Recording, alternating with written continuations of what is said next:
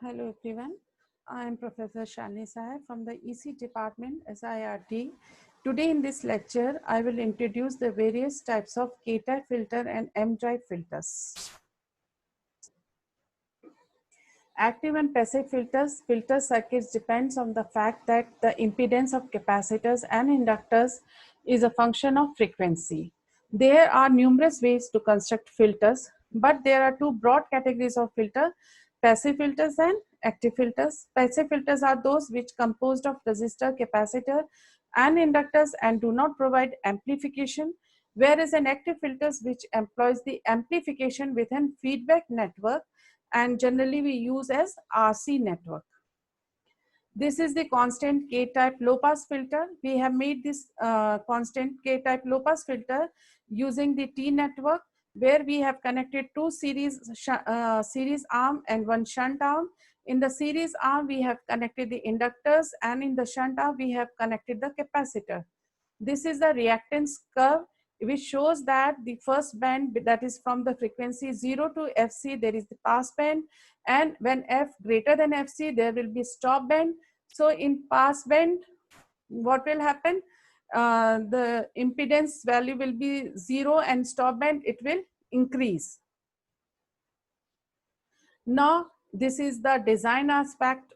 If Z1 and Z2 of reactance network, then their arm will be Z1 into Z2 is equal to K square, where K is a constant independent of frequency. Now we have put the values of Z1 and Z2. Z1 is J omega L and Z2 is minus J upon omega C.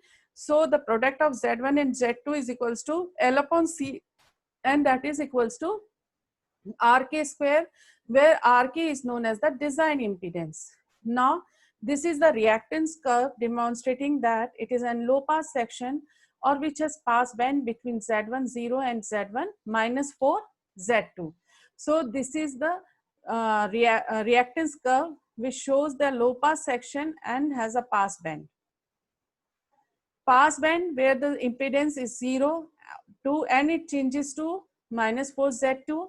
F is 0 and it will tends to Fc, and stop band will occur at F greater than Fc, and the cutoff frequency is given by this relation 1 upon pi under root LC, and its sine hyperbolic gamma by 2 is JF by Fc. Variation of alpha and beta with frequency for the low pass factor. We have shown the alpha. This is the attenuation constant. In pass band, its value is 0 and it's tend to infinite. In the stop band, where the phase linearly changes in the pass band and remain constant in the stop band. These are the condition, and the phase shift is 0 at 0 frequency and increase gradually through the pass band, reaching pi at cutoff frequency and remaining same at pi at higher frequencies.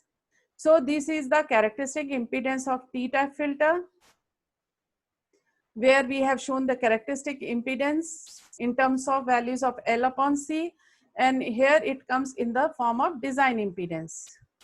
Then the variation of Z, OT, RK with frequency for low pass filter.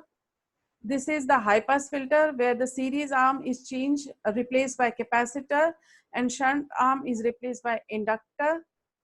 Here pass band between the Z1 is equal to Z0 and Z1 is equals to minus 4 Z2. Now this is M-type T section. In T section, we will have two inductor, and this shunt arm is replaced by one inductor and capacitor. We show the reactance curve for M-type T section. This is the M-type low pass filter. This is the variation of attenuation for the prototype and M-type sections and the composite result of two in series. In this, we have connected the M-type and the prototype section.